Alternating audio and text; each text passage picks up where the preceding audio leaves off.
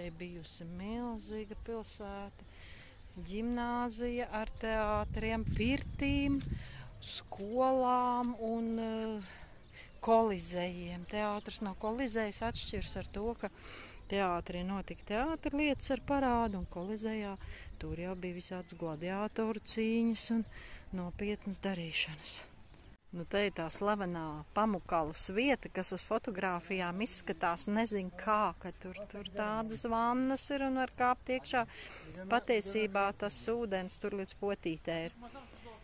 Ļoti skaista vieta, bet tur tālāk ir ūdens. Tur viņš ir, varbūt mēs aiziesim, iebridīsim.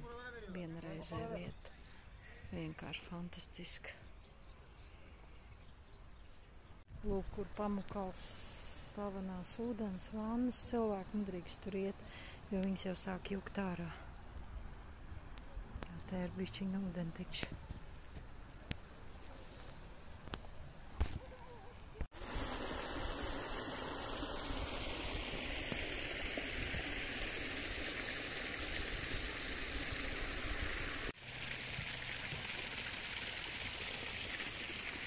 Еще даже несколько разочарована. На фото так, как и все, там люди ходят, гуляют. Fotogrāfijās izskatās grandiozāk, bet dabā viss tāds pelēcīgs ir. Bet ir labi. А потом уже так чуть-чуть досталось мне за границей, а потом я ушла на пенсию.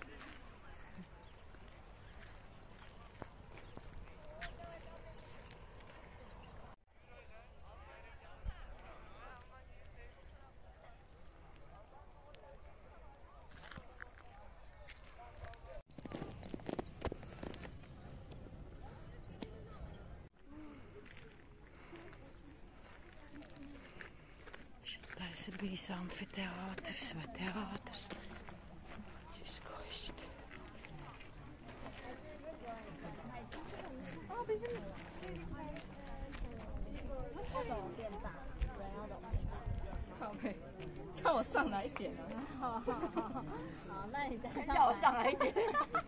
Šis jau ir kolizējis diezgan iespaidīgi, un te nākuši vērši ārā ar toreadoriem vai es nezinu ar ko, gladiatoriem un kāvušies.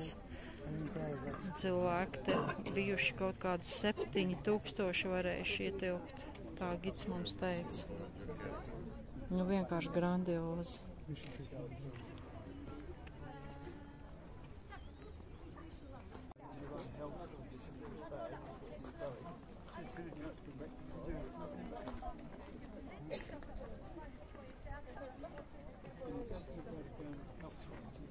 Nu, fantastiski, kā tas viss tā varēs saglabāties un palicis tāds, kāds viņš ir līdz mūsdienām.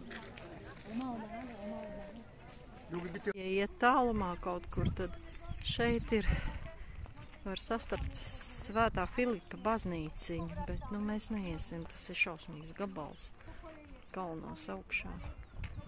Šādi kolizējs izskatās no aizmugures. Tagad mēs iesim uz Plutona templi.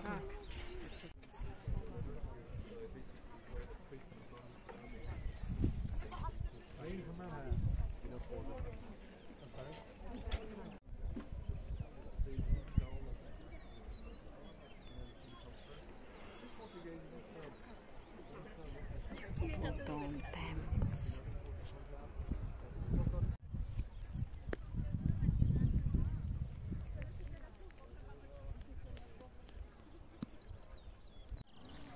Tagad būs stāsts par tādiem slaveniem Pamukalas gaļiem, tādiem te lieliem. Patiesībā viņi apmēram esot bijuši līdz cilvēku ceļiem tādā lielumā. Un viņa tas kliedziens esot bijis kaut kāds 85 sekundes garš.